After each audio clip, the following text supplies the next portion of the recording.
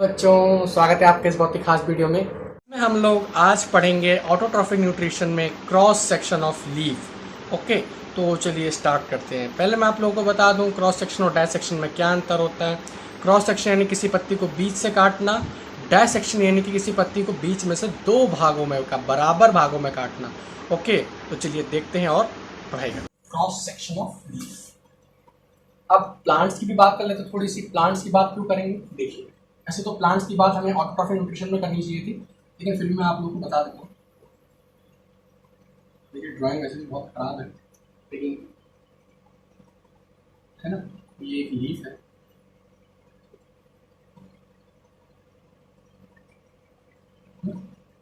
एक लीफ है, इस लीफ को मैंने यहाँ से कट कर दिया।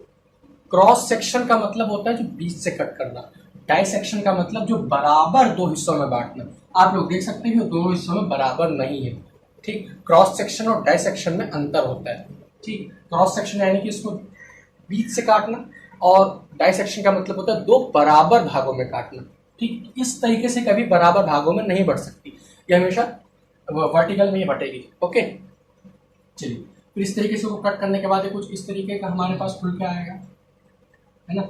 और यहाँ पे बीच में ये जो होती है इसको हम लोग कहते हैं मिडरिप। मिडरिप कहते हैं, मे बी, है ना, मिडरिप कहते हैं इसको। मिडरिप के पास यहाँ पे जो होता है इसके अंदर भी आपका होता है फ्लोएम बंडल। क्या होता है? Phloem bundle. ठीक, फ्लोएम और जाइलम आप लोगों ने दो तरीके के टिश्यू भी पढ़े होंगे। ठीक, जाइलम और फ्लोएम नहीं पढ़ी तो मैं बता देता हूँ आप लोगों को। जाइलम क्या ट्रांसपोर्ट करता है? जाइलम क्या ट्रांसपोर्ट करता है? वाटर। फ्लोएम क्या करता है? फूड। आप लोगों ने सुना होगा लीफ को हम लोग किचन ऑफ प्लांट भी कहते हैं, लीफ को, इसलिए इसके अंदर फ्लोएम बंडल मिलता है। फ्लोएम के भी चार पार्ट होते हैं, जाइलम के भी चार पार्ट होते हैं। ठीक है, ओके, तो चारों पार्ट आप लोग देख लीजिएगा। ठीक है, जाइलम और फ्लोएम के भी चार चार पार्ट्स होते हैं। कौन सा पार्टिकल कौन सी चीज को ट्रांसपोर्ट करेगा, क्योंकि ट्रांसपोर्टेशन टिश्यूज होते हैं। ठीक, जाइलम और फ्लोएम प्लांट्स के अंदर मिलती हैं। इंसानों के अंदर तो बहुत सारे ट्रांसपोर्टेशन टिश्यूज हैं, ठीक, लेकिन प्लांट्स के अंदर सिर्फ दो होती हैं। ओके, तो वाटर और फूड करते हैं, तो इनके भी चार चार पार्ट होते हैं। तो इसके अंदर इसीलिए यहाँ पे फ्लोएम बंडल मिलता है। ठीक, और इस फ्लोएम बंडल को हम और जूम करके देखें तो ये कुछ इस तरीके का दिखता है। इसका जो स्ट्रक्चर होता है, आप लोग माइक्रोस्कोप में जब आप लोग देखोगे तो इस तरीके का कोई स्ट्रक्चर आप लोग को दिखेगा, है ना।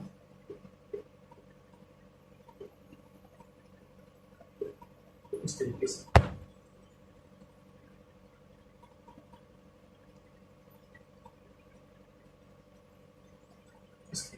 ठीक, और यहाँ पे कुछ इस तरीके छोटे छोटे स्टेप्स होती हैं, और इसके अंदर कुछ एयर स्पेस होती है।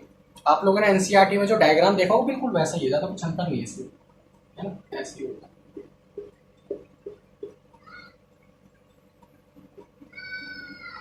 डायग्राम बहुत बेकार है, डायग्राम पे बच जाओ, सिर्फ बात समझो, है ना। इस तरीके से होता है। फिर यहाँ पे लास्ट में जो होता है, यहीं पे आप लोगों को मिलता है गार्ड सेल। मेन जो गार्ड सेल, आप लोगों ने स्टोमेटा का नाम सुना होगा, बचपन से सुनते आ रहे होगा फोटोसिंथेसिस के अंदर स्टोमेटा का नाम। तो स्टोमेटा बिल्कुल यहीं पे पाया जाता है। मैं हर लीफ का नहीं कह सकता, कुछ पर्टिकुलर लीव्स का कह सकते हैं। ये जो ऊपर वाला पार्ट होता है इसको हम लोग कहते हैं अपर एपिडर्मिस। आप लोगों ने चार पार्ट की टिश्यूज भी पढ़ी होंगी, ठीक है, 9th क्लास के अंदर। वहां पे भी आप लोगों को चार तरीके की टिश्यू पढ़ाई गई होंगी। ठीक, अपर एपिडर्मिस, लोअर एपिडर्मिस, इस तरीके की चार तरीके की टिश्यूज आप लोगों को वहां मिली होंगी। तो ये अपर एपिडर्मिस, ये लोअर एपिडर्मिस, अपर एपिडर्मिस और लोअर एपिडर्मिस। ठीक है, तो अपर एपिडर्मिस में हमें क्या मिलता है? एक वैक्सी लेयर देखी होगी आप लोगों ने। ठीक, वैक्सी लेयर का क्या मतलब होता है? कुछ ऐसी पत्तियां होती हैं जो पानी को नेग्लेक्ट कर देती हैं अपने ऊपर से। फॉर एग्जाम्पल, आप लोगों ने एक पत्ता इस तरीके का देखा होगा, कोई बात नहीं, मैं उसकी फोटो आपको शेयर कर दूंगा। ठीक है, कुछ पत्ता देखा होगा, उसके ऊपर आप कितना भी पानी डालो वो उसको कभी एब्जॉर्ब नहीं करता। ठीक, अपने ऊपर से पानी को फेंक देता है, यानी कि साइड कर देता है। यानी कि क्यों? कि उसके ऊपर वैक्सी लेयर होती है। आप लोग वैक्स के ऊपर पानी डालो, वैक्स कभी भीगता नहीं है, देखा होगा आप लोगों ने, ठीक है। तो कुछ ऐसे पत्ते होते हैं जिनके ऊपर ये अपर एपिडर्मिस के ऊपर वैक्सी लेयर्स मिलती है, ठीक। तो ये क्या काम करती है, उस पानी को दूर करने का काम करती है, ठीक है। फिर दूसरी चीज ये तो है मिडल एपिडर्मिस आप लोग कह सकते हो, फिर इसका कोई काम नहीं होता हमारे पास। फिर हमारे पास जो लास्ट में काम आता है वो होता है इनका, यानी कि ये होती है guard cell. Guard cell, guard cell क्या होती है, गार्ड सेल एक ऐसी सेल्स होती है जो ये अलाउ करती है कितना अमाउंट ऑफ वाटर बाहर जाना है, कितना अमाउंट ऑफ वाटर अंदर आना है। देखिए कैसे, मैं इसको मिटा दूं, मैं यहाँ साइड में बना लेता हूँ। ये गार्ड सेल इस तरीके से और मैग्नीफाई करके अगर हम लोग बनाएं इसे, है ना, तो ये कुछ इस तरीके से, देखो अभी ये गार्ड सेल ओपन है। कैसे ओपन है, जब इसके अंदर पानी लैक ऑफ वाटर हो जाता है तभी अपने आप खुल जाती है। लैक ऑफ वाटर होने की वजह से अपने आप खुल जाएंगी, और एक्सेस वाटर होने की वजह से जब वो फूल जाती है तो अपने आप बंद हो जाती है। कैसे, देखिए गार्ड सेल ओपन और क्लोज मिलती है ना। और ये क्या काम करती है गार्ड सेल, ये अलाउ करती हैं कि कितना अमाउंट ऑफ वाटर बाहर जाना है और कितना अमाउंट ऑफ वाटर अंदर आना है, ठीक। तो गार्ड सेल का बेसिक फंक्शन सिर्फ एक ही होता है, कितना अमाउंट ऑफ वाटर बाहर और अंदर करना है, ठीक है। इनकी मर्जी के बगैर, यानी कि ये एकदम बॉडी गार्ड की तरह खड़ी रहती है कि जब तक मतलब किसी मर्जी नहीं होगी तो वो अंदर नहीं आ सकता, कोई बाहर नहीं आ सकता, ठीक है। एक तरह बैंक की तरह, जैसे मान लो कोई चोरी हो गई, पानी की चोरी हो गई प्लांट के अंदर, तो ये सब किसी बॉडी गार्ड की तरह खड़ी है, मैं बाहर नहीं जा रही दूंगी बिल्कुल। चलो, अरे मिटार दे, चलो मिटार दे, चलिए। क्रॉस सेक्शन ऑफ लीफ अलग से पढ़ाने का यही मतलब था, क्योंकि ये थोड़ा सा अच्छा टॉपिक है ना, क्रॉस सेक्शन ऑफ लीफ। अब हम लोग हेटरोट्रॉफिक न्यूट्रिशन का भी पार्ट देख लेते हैं, उसके भी दो पार्ट पढ़ेंगे हम लोग, मल्टी सेलुलर और यूनिसेलुलर में। चलिए देखते हैं। पिछले लेक्चर में हम लोगों ने ऑटोट्रॉफिक न्यूट्रिशन और हेटरोट्रॉफिक न्यूट्रिशन पढ़ लिए थे, ठीक, मे भी आप लोगों को याद हो, ठीक है। तो अगर मैं इन शॉर्ट आप लोगों को ऑटोट्रॉफिक न्यूट्रिशन बताऊं तो क्या होता है, carbon dioxide plus water in presence of sunlight, chlorophyll, ठीक। हमारे पास प्रोडक्ट क्या बनता है, C6H12O6 plus oxygen plus water, ये चीज़ बनती है, ठीक। और उसको बैलेंस कर लें। ओके, सो 6 हेयर, कार्बन 12, क्योंकि यहाँ पे 6 कार्बन है। ओके, सो और हाइड्रोजन कितने हैं हमारे पास, यहाँ पे 12 और 2 14, यहाँ पे सिर्फ 2 ही हाइड्रोजन है, इसको सबसे पहले 12 से मल्टीप्लाई कर दो तो ये 12 और 2 14 हो गए।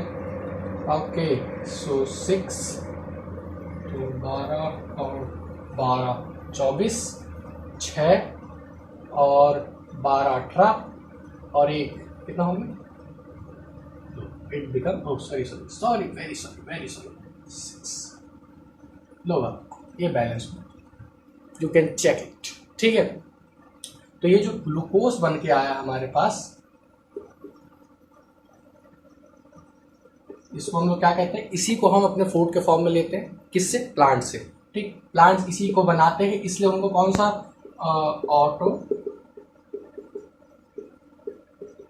ऑटोट्रॉफिक न्यूट्रिशन कहते हैं, ठीक। ये सिंपल सा, और मैंने आप लोग को इसके बारे में कुछ केमिस्ट्री की चीज़ें भी बताई थी। ग्लूकोज कैसा प्रोडक्ट है, एक नॉन इलेक्ट्रोलाइट है,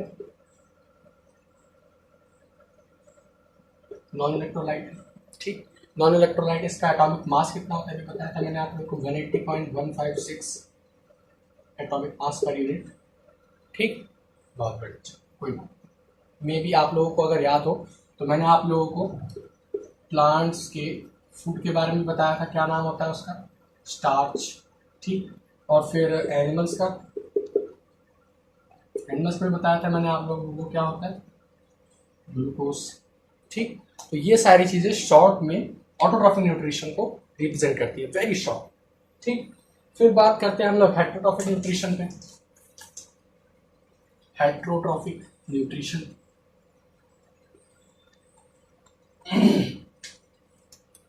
बात करते हैं हम लोग हेटरोट्रॉफिक न्यूट्रिशन।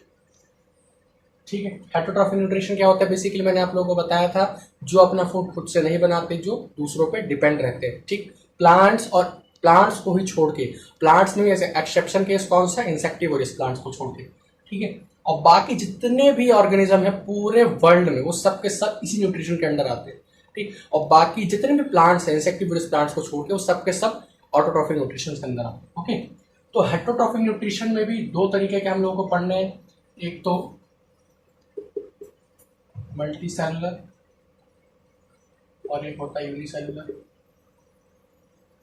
मल्टी सेलुलर और यूनिसेलुलर। मल्टी सेलुलर यानी कि बहुत सारे, multi as the name suggest, multi यानी कि बहुत सारे, हिंदी में लिखिए बहुत सारे। ठीक, unicellular as the name suggest, uni यानी कि एक, ओनली वन सेल ओनली। ठीक है, तो मल्टी सेलुलर को फिलहाल छोड़ देते हैं, फिलहाल हम बात करते हैं यूनिसेलुलर। बताएंगे, ये भी बताएंगे, ऐसा नहीं है, फिलहाल हम यूनिसेलुलर पे बात करते हैं। ठीक, क्योंकि मल्टी सेलुलर का न्यूट्रिशन अगर पढ़ने लग गया तो उसमें तो लग जाएगा 1 घंटा, क्योंकि उसमें हम लोगों को पूरा डाइजेशन पढ़ना होगा, है ना। तो डाइजेशन तो एक पर्टिकुलर टॉपिक है, मैंने आप लोगों को बताया था, है ना। तो आओ बात करते हैं हेटरोट्रॉफिक न्यूट्रिशन से। ओके, उसके बाद हम लोगों को पढ़ना है क्रॉस सेक्शन ऑफ लीफ और देखते हैं। तो इसमें हमें पढ़ना है किसके बारे में? यूनिसेलुलर